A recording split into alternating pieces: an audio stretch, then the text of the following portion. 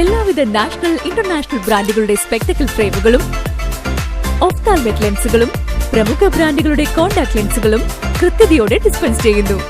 കാഴ്ചയുടെ പൊരുളറിഞ്ഞ പാരമ്പര്യം. കുന്നിക്കൽ ഒപ്റ്റിക്കൽസ്, എരമല്ലൂർ.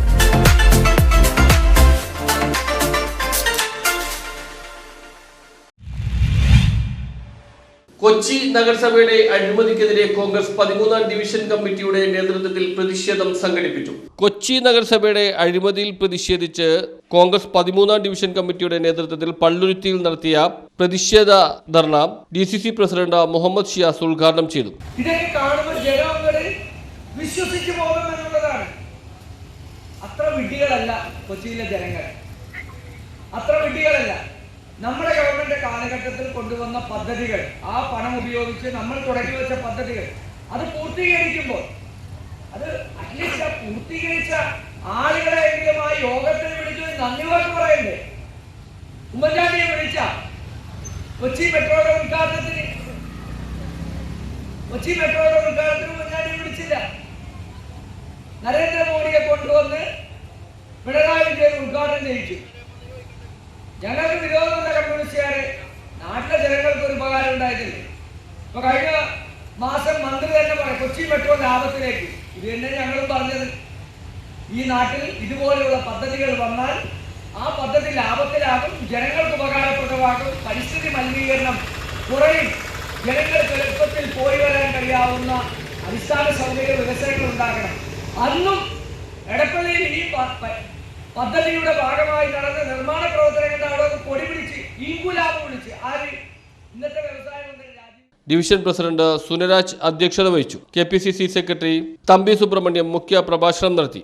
പള്ളുരുത്തി പ്രദേശത്തിന്റെ കുടിവെള്ളക്ഷാമം പരിഹരിക്കുന്നതിന് വേണ്ടി പള്ളുരുത്തിയുടെ MLA ആയിരുന്ന ഡൊമിനിക് പ്രസന്റേഷന്റെ ഒരു കാലഘട്ടത്തിനകത്താണ് പള്ളുരുത്തിയിലെ കുടിവെള്ള ടാങ്ക് പൂർത്തീകരിച്ച് ഒരു പരിധിവരെ കുടിവെള്ള വിഷയം പരിഹരിക്കുന്നതിന് വേണ്ടി നമ്മുടെ പ്രദേശങ്ങളിലൊക്കെ ഒരു കാലഘട്ടത്തിനകത്ത് ഓരോ ഡിവിഷനുകളിലും 40-50 ടാങ്കർ ലോറികളിൽ ശുദ്ധജലം എത്തിച്ച് ജനങ്ങൾക്ക് വിതരണം ചെയ്യുന്ന തരത്തിലേക്ക് ഒരു പരമ്പരാഗത രീതികളിൽ നിന്ന് മാറ്റിയെടുക്കണമെന്നുള്ള കാഴ്ചപ്പാടോടുകൂടി 2010 പ്രിയപ്പെട്ട ടോണി ചമ്മണി കൊച്ചി നഗരസഭയുടെ മേയറായിരുന്ന കാലം, പ്രിയപ്പെട്ട ഉമ്മൻചാണ്ടി കേരളത്തിന്റെ മുഖ്യമന്ത്രിയായിരുന്ന കാലഘട്ടം, പ്രിയപ്പെട്ട മൻമോഹൻ സിംഗ് ഈ രാജ്യത്തിന്റെ പ്രധാനമന്ത്രിയായിരുന്ന കാലഘട്ടം, ആ കാലഘട്ടത്തിനകത്താണ് കേന്ദ്രാവിഷ്കൃത പദ്ധതിയായ ജനറാം കുടിവെള്ള പദ്ധതി നമ്മുടെ സംസ്ഥാനത്ത് നടപ്പിലാക്കിയപ്പോ അതുമായി ബന്ധപ്പെട്ടുകൊണ്ട് കൊച്ചി നഗരസഭയിലെ ചെല്ലാനം, കണ്ണമാലി, കുമ്പളങ്ങി, പള്ളുരുത്തി അടക്കമുള്ള പ്രദേശങ്ങളിലെ കുടിവെള്ള ക്ഷാമം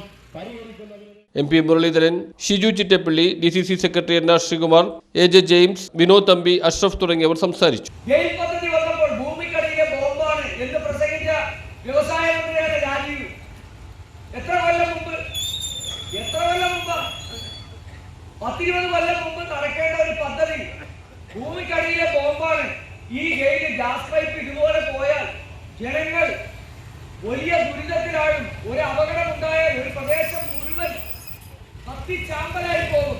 ഇത് ഭൂമിക്കടിയിലെ ഒരു വലിയ ബോംബാണ് എന്ന് പ്രസംഗിച്ചവർ ഇന്ന് ആ ഗെയിലിൽ നിന്ന് വരുന്ന ഈ പാചകവാതകം ഉപയോഗിച്ച് ഉമ്മൻചാണ്ടി കളമശ്ശേരിയിൽ വന്ന ഒരു വീടിന്റെ ഉമ്മറത്തിരുന്ന് ആ വീടിന്റെ അടുക്കളയിൽ കയറി കോർപ്പറേഷനിൽ ഉണ്ടായിക്കൊണ്ടിരിക്കുന്ന അഴിമതിയും സ്വജനപക്ഷപാതവും